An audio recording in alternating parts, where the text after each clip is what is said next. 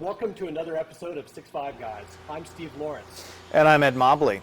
We're here today with Rick Olsen of Killer Innovations, another one of our industry insights as we look at the people, the companies that make up the shooting sports.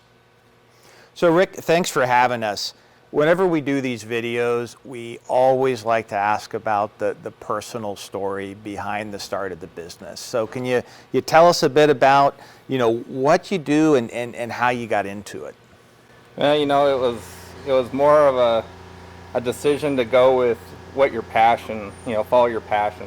And, we were doing, construction type work and running companies and dealing with all the stress of construction and project management and things like that, and it wasn't enjoyable, so we set out to create our own company and to basically dive into the firearm market because we really enjoyed shooting. We were avid shooters, and that's really what drove the whole decision to do this. It wasn't an easy decision to leave an industry that you have your feet firmly planted, but looking back, it was a great decision, because we enjoy what we do, and it's gratifying. Rick, it wasn't long ago we had lunch together, and you had a really interesting part of this story that talked about kind of diving off the deep end of the pool, taking that risk where you had a brand new shop. You bought your first CNC machine and really had no machining experience. Tell us a little bit about that, what that was like. Yeah, it was scary. That's what it was like. So we decided to do this, and my background is I knew how to 3D model, so I was 3D modeling since I was a kid, 14 years old.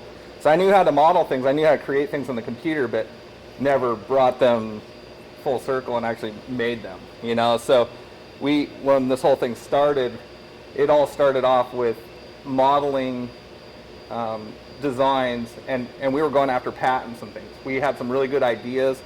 We were going after patents, and then it was like the next step was to be able to create your invention, and we didn't want to sub things out and have job them out to shops. That's not where we wanted to go. We wanted to be able to make them ourselves because we were doers. We wanted to create, and so we worked long and hard on business plans and everything, and we were trying to get financing, and none of that was coming through because we had no experience. So basically, at the end of the day, we ended up just financing everything we owned and buying a machine and putting it in the shop next to my house, a brand new CNC machine, and putting it in the shop next to my house. And we bought a seat of master cam, and they got the thing all started up for us, and we opened the door to that thing, and we'd never run one in our life. And you're like, this thing is real now. yeah, it makes you nervous, and then I went in and started writing my first program. We had a part that we were going to build,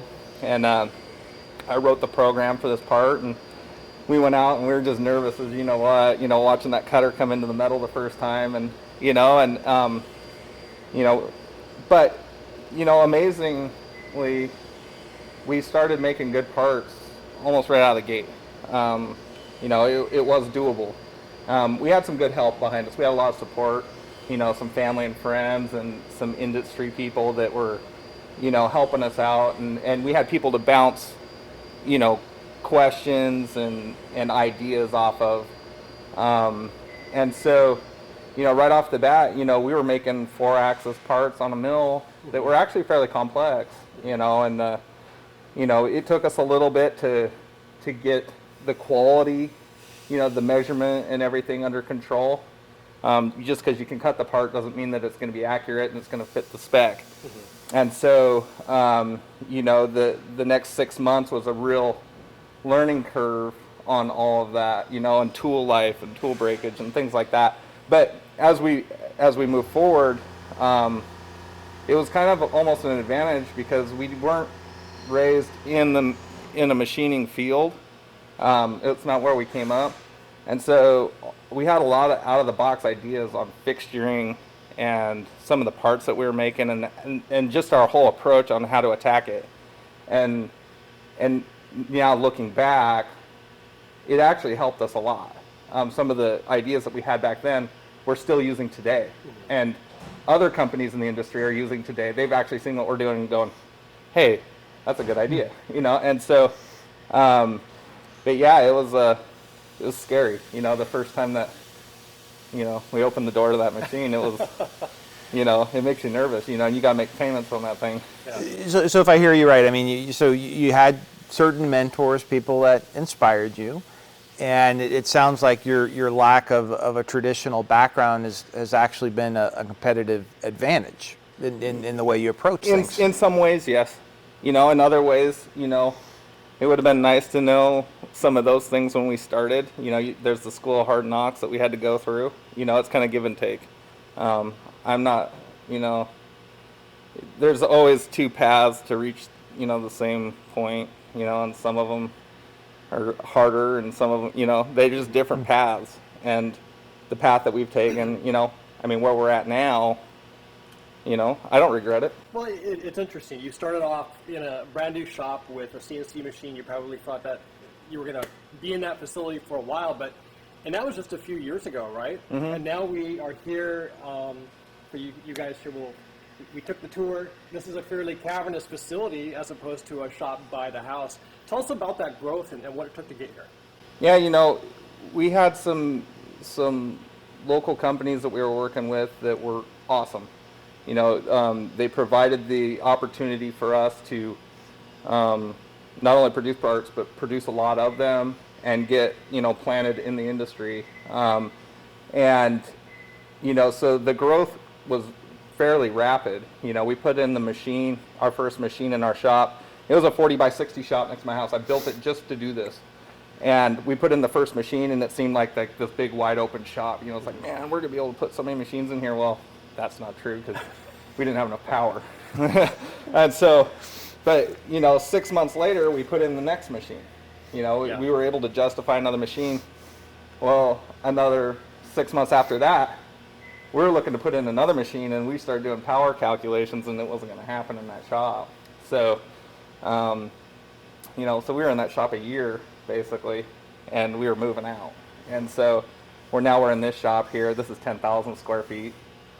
And when we put those two machines in here, same scenario. Felt like we were just so much room, we'd never grow into it, Yeah. And it was. I got pictures of it. You look at this place when we first moved in, it was like two machines in the corner of this big shop, and there's just wide open floor space. Yeah. And now, it's getting tight in here. So tell us about the type of folks that you hire. You have a number of employees here. Are you looking for people from a traditional machining background or something else? No, to date, most of the people that we've hired are young guys that are motivated, that have a good attitude, and have some good hand-eye coordination. And we've had really, really good luck with the guys that we've picked up so far. We've, we just kind of mentor them up through the company, and I think I'd rather have these kind of guys than people that think they know everything. I know there would be some advantages to getting some seasoned machinists, but right now we're doing great with the guys that we have, and they're becoming seasoned machinists. These guys are out here setting up CNC equipment and running it and proving out their parts, checking their parts, and we have a good QA program now with sophisticated equipment to measure things, and if it's not broke, don't fix it. These guys are doing great work, and they enjoy what they're doing, and they're young, so they have their whole life ahead of them, and they're looking to do this as a career. So. Yeah, so it sounds like a great attitude leads to just a lot of aptitude is what you're finding as far as the people you attract to the company. Yeah. Like I said, I'd rather have somebody with a great attitude than someone who thinks they know everything. Any day. So let's talk a little bit about kind of the products, or where you started. What were some of the initial products? Where's your current focus, and where do you see yourselves going in terms of expanding the product line? Well, first, I have two business partners, Okay. John Wagster and Ron Hertel. We're all equal owners in this company. And, when we set out to do this, we kind of modeled the business. We wanted to do OEM or contract work. We knew that was going to get us off the ground, and we always wanted to continue that contract work. That was always going to be a part of our company. Yep. Then we wanted to do our own product line. Well, we kind of held the precision bolt rifle and precision market as our own. That's what we wanted to do for ourselves. And so the Orias Chassis was our first venture into that market. And so far it's been a pretty good success. We've teamed with Mega Arms, another great local company, great machinists, just really good guys to work with. We started doing this, and now we're all like best friends, it seems. We're always going out and doing things together. And but it was just a really good match, because they are able to do some things that we don't do. They have a complete vendor and distributor network that's already established. Where we've done so much OEM work, nobody really knows who we are yet. We build a lot of stuff that you probably recognize, but nobody knows who Killer Innovations is. So yeah. The teaming up with Mega Arms has been a good thing. Great people, and we think we developed a pretty good product. In the Orias Chassis, and we expect to continue down that road. Developing more products and more items for the precision world, and we don't really see any end in sight. So Rick, this is your chassis, minus the butt stock here, and it has a number of unique features that enhance accuracy and usability. Can you talk a bit about that? Sure. As I was telling you guys before, when we don't make anything unless we can improve, make some drastic improvement to what's already out there, and I was kind of looking for something that would be like the catalyst to start building a long-range product around. I didn't know what it was going to be. I didn't know if it was going to be a brake, a chassis, what. And a little bit more history about myself is I come from a long-range shooting family. My dad's a high master Palma shooter, and he builds really high-end wood stocks and things like that. So I've been around bedding systems and building competition guns for a long time. Mm-hmm. And one of the things that I always thought was a little hokey was bedding in an action. You take a $2,000 stock or whatever it is, and you fill it full of epoxy and you bed your action into it. And one night about 2 o'clock in the morning, I woke up and I had an idea. It's typical, crazy story, but and basically what the idea was is this floating half round inside the chassis right here. And what that half round does is it mechanically aligns your recoil lug to the chassis itself. And it takes up any angularity difference between the recoil lug and the chassis, because as you know, and that's why you bed it. If there's any angularity difference there under recoil, that angularity difference gets taken up and it puts a harmonic whip into your barrel, which affects your accuracy. Because even with a chassis, nothing is machined perfectly, right? So you're trying to... I have some of the nicest machines you can buy, and they all have run out, and they all have, there's a tolerance there, right? Yeah. And so even a tight tolerance is plus or minus 1/1000th of an inch. That's fairly tight in CNC machining. You can get tighter than that, but even if you had a 2/10,000ths of an inch difference on each part, now you got 4/10,000ths, combined tolerance gap. That 4/10,000ths under recoil, if you do the trigonometry out at 100 yards, that's a pretty big distance. That's going to affect your accuracy. And so what you want is that perfect fit, that recoil lug to come back square, be perfectly supported by the chassis, and so it's not inducing torque into your action or your barrel under recoil. And so this little floating piece in here, like I said, it just aligns itself with that recoil lug, and then there's a clamp, an expansion clamp in front of the recoil lug here that expands and pushes the recoil lug back into it to seat it, and then we just relax that clamp so it's just barely holding, so you don't have that preloaded stress in there, because otherwise when you put pressure out on your forearm, it transfers that energy back into the gun, so you don't want that either. So, and then, you know, so that's the big aha idea, and we got, you know, we're working on getting our patent on that. It's patent pending right now, and that's what really kicked this whole project into high gear. So the other important part about the chassis is the rest of the bedding system. You know, we got the recoil lug handled now. The rest of it, you know, we're using the V block in the front, the radius in the back, and that's been proven to be a very good system as long as it's machined correctly with the right tolerances. We also are making the whole chassis out of 7075 T6 aluminum, where most of our competitors are using 6061. So the difference between 6061 and 7075 is 7075 is 40% stronger than 6061. So a lot stronger material, but what we did is we used that strength to be able to get the wall thicknesses thinner.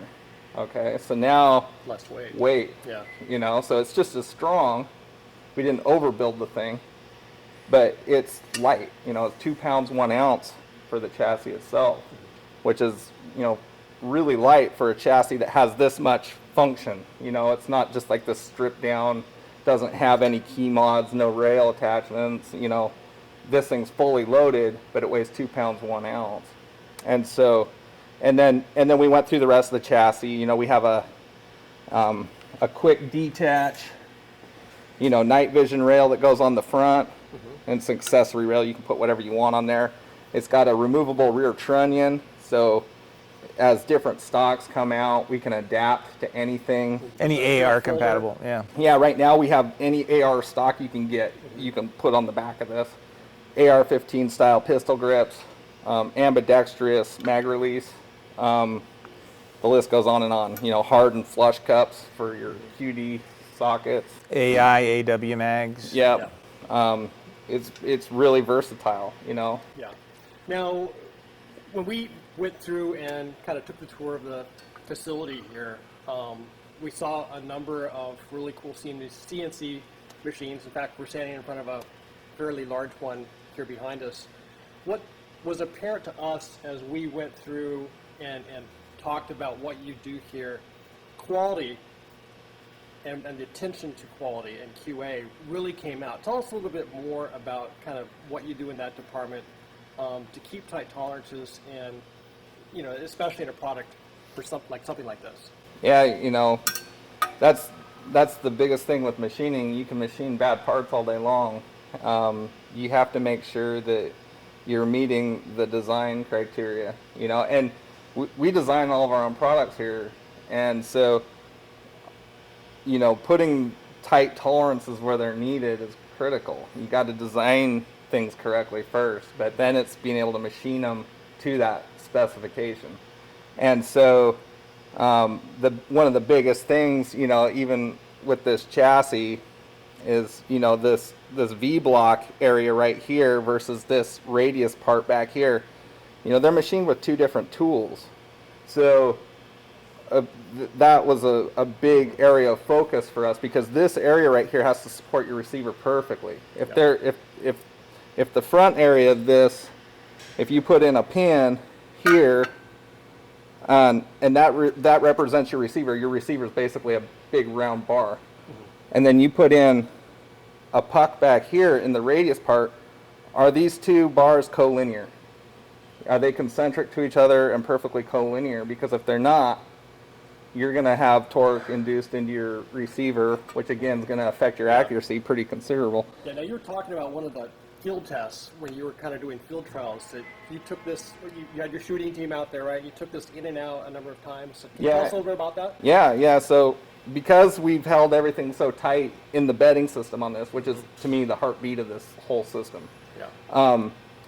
What we've been able to achieve with that is, when we go out and shoot it, I have a torque sequence that you go through to install the receiver, and if you follow the torque sequence, you can take it in and out, and you can shoot this right through the same hole. And we're talking quarter-minute guns, sub-quarter-minute guns. I mean, that gun right there is an eighth-minute gun, and literally you can take 2 shots, take the barreled action out of the receiver, put it back in, go through the torque sequence, and put 2 more shots through the same hole with 0 POI shift. And it's repeatable. I mean, I've got team shooters that are doing it every day. And it is absolutely rock solid as long as everything's clean and you're using a torque wrench to go back through the torque sequence. It'll keep going through the same hole. And you were explaining how you came up with that torque sequence. I mean, it just wasn't, you didn't just pick an industry standard, No. 60-inch pounds. I mean, you really thought through it. No, it was trial and error. We went out, different torque settings on the clamp initially, how much to back the clamp off of, how much to put each action screw, the sequence you do it. But we found that magic recipe of sequence that actually achieves that consistent return. So if there's ever a time to follow the directions, It's then. you definitely want to do We it. did our research on that. It wasn't coincidence, or we didn't just draw those out of a hat. It was experimentation. Now everything we see here is a product of what was at one point up here. So I mean, tell the audience. I mean, how do you take something from here, a concept, and actually turn out a part like this? I mean, what are the key steps? Well, first off, it's a team effort. There's a lot of people involved in getting a product from here to here, and I've done most of the initial design work, but we kind of do a think tank style atmosphere here where as we're designing, I call my business partners and employees in. I try to get everybody's opinion, like, hey, how's this looking? How do you like, what do you think about how this, I've designed this? And we use a lot of different things. We use SolidWorks for 3D modeling, which is a very powerful program. We have 3D printers, so we can, design something and print it out and see how it feels in your hand. Just see how, sometimes it's hard to see proportion to something when it's in a 3D model. Like, how big is that really? Yeah. And so when you print it out, it becomes very obvious very fast, what it really is. And then, again, just bringing people in and getting that input, because, more minds involved, the better it's going to be, right? Because somebody always sees something a little different. Yep. And so we try to get, most of our employees here involved in at least see things before they're actually produced, and it's really fun actually to see it go from an idea to a tangible object. And in the very first stages, sometimes it's a lot of sketching. You're on pen and paper or on a whiteboard. We have a whiteboards in the office, and we're in there scribbling away and going, well, I'd do it like this, I'd do it like that. And it's very organic the way we come up with these things. Now, going from the modeling process to producing prototypes, how many of these actual machine prototypes did you go through before you ended up with the finished product that we see today? Like on the chassis, I think we had between 10 and 14 generations, and a lot of that is it's not just so much the design, but it's the machining. Sometimes you get into the part and a tool chatters out on you really bad where you didn't think it would, or your fixture didn't hold it just the way you thought and you had to modify it a little bit. So part of this process is actually designing the tool paths and all of that. Oh yeah, Okay. yeah. I mean, once you have that 3D model, taking that and putting it in one of these machines, it's not you scan it in and push a button and it magically writes this tool path. I mean, every single move in that machine is very deliberate and programmed. Now there's software that helps you through that programming process. It's kind of a QA type, intuitive program, but it's still you have absolute control over what your tooling is doing as it's cutting that part. So, and you can do it wrong. You can go in there and get too aggressive or too light, and you can burn your tools up. Or you can go after the part the wrong way and relieve the strength of the part. When you go after another section of the part, it just doesn't have the strength there to hold itself anymore. So there's a large learning curve on that, especially with a project like this where we do have thin walls. This thing becomes, at the end, it's like a big tuning fork, you know, so you basically have to work your way from, you know, into the strength of that part.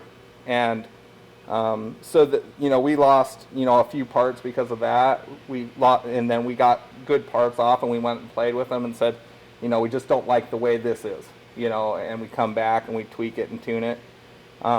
So it is a time-consuming and kind of an extensive process to go through, because your knee jerk is, I want to get these things sold. You know, you already have a lot of money soaked up in a project like this, and you want to get it out there, but you have to fight that. And you got to make sure it's right, because it only takes a few bad ones to just ruin you. Yeah. So for folks out in the audience who would be interested in getting one of these chassis, what are the options and who do they contact? Well, probably the best place to go would be megaarms.com. You know, it's all being distributed through their dealer and vendor network. You know, and there's companies all over the United States that are selling these. And if they don't have them, they can sell them. You know, they're already on Mega's network. So that's probably the first place to go start looking for who you want to buy them from. And they're readily available. We have them in stock. These are for Remington short action. Remington short action right hand and left hand right now. Okay. We're hoping by SHOT Show or shortly after SHOT Show we're going to have our long action out. Okay. And then we're going to... Retail pricing? MSRP is $808 on the chassis itself. MAP pricing is a little lower than that, so you probably be spending a little less than that. And then once they get the chassis, they can choose a buttstock of their choice. Yeah, the rear trunnion. You know, you want to make sure that you pick the right rear trunnion. This is the Type 1 rear trunnion that has the lower indexing hole, and that would take like a Magpul PRS style buttstock that has that lower pin on it. And then we also sell one that doesn't have that. It's just a swept radius right there for like a single buffer tube that comes out, and that's the Type 2 trunnion. Okay. And then you can put a beaver tail grip on that one, so your hand gets up a little higher into the grip. So there's two styles to choose from. In the future, we're going to be designing our own proprietary buttstock that's going to use our trunnion pattern that just goes right on the back of the gun. That sounds exciting. Yeah, and so the screw that holds this on comes in underneath the grip, so you have to take your grip off, and then it's a hidden fastener, so you know it's real clean on how it mounts up. Well, Rick, I mean, we really want to thank you for the time you've spent with us today. Absolutely. And Thank with you. our audience and the tour. Yeah. So we really appreciate that. Yeah, no problem. Guys, if you found what you saw today interesting, be sure to give it a thumbs up on YouTube and share with your friends on Facebook. We're also continuing to update our Twitter feed weekly, so check that out. And definitely go to 65guys.com where you'll see a detailed write-up that accompanies this and every video that we do. Remember, life's an adventure. Stay on target.